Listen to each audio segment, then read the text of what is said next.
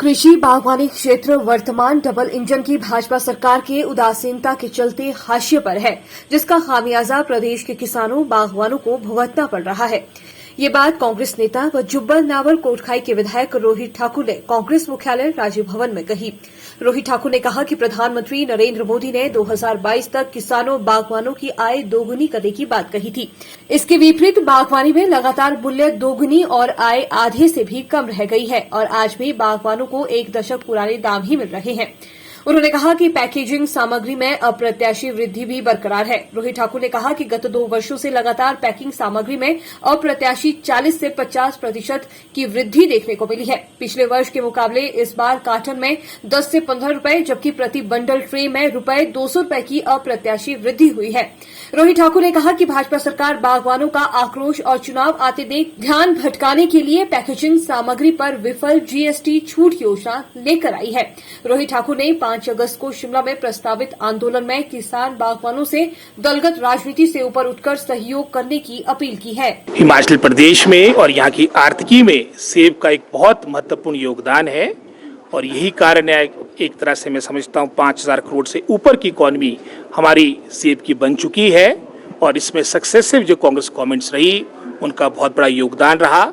और अगर आप वर्तमान सरकार की बात करेंगे एक तरह से हमारे क्षेत्र को और विशेष रूप से इस उद्योग को वर्तमान सरकार ने लावारिस छोड़ा है। ये तो जो घोषणाएं हो रही है ये सबको मालूम है कि 1.5-2 महीने के अंदर चुनाव होने जा रहे हैं।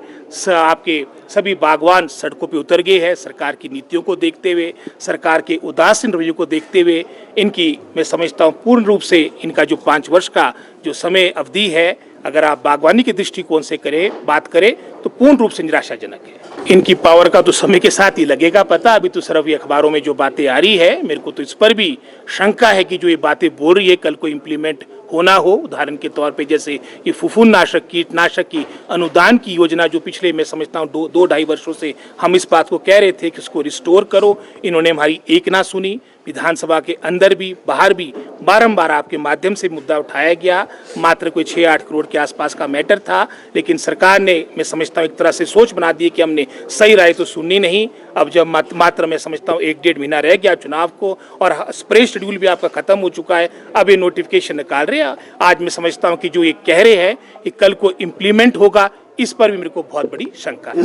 बागवानी मंत्री तो एक तरह से नदारद ही है और विशेषकर जैसे मैंने पहले भी अपने संबोधन में कहा हमारा क्षेत्र आपका प्रमुख सेब बाहुल्य क्षेत्र है। जिला शिमला में 80% के आसपास एप्पल प्रोडक्शन होती है, तो कहीं पर भी मैं समझता हूँ बागवानों की सुध लेने तक भी सरकार ने कभी भी गंभीरता के साथ सोच नहीं बनाई।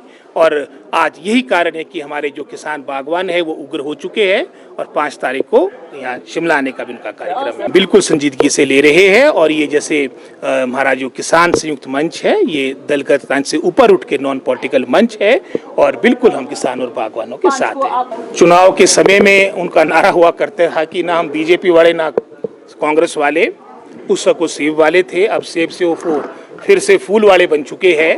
और मैं समझता हूँ आज जिस तरह से भी स्टेटमेंट सुन रहा था जो किसान और बागवानों की समस्याएं हैं उसको एक मिथ यानी भ्रम बता रहे हैं।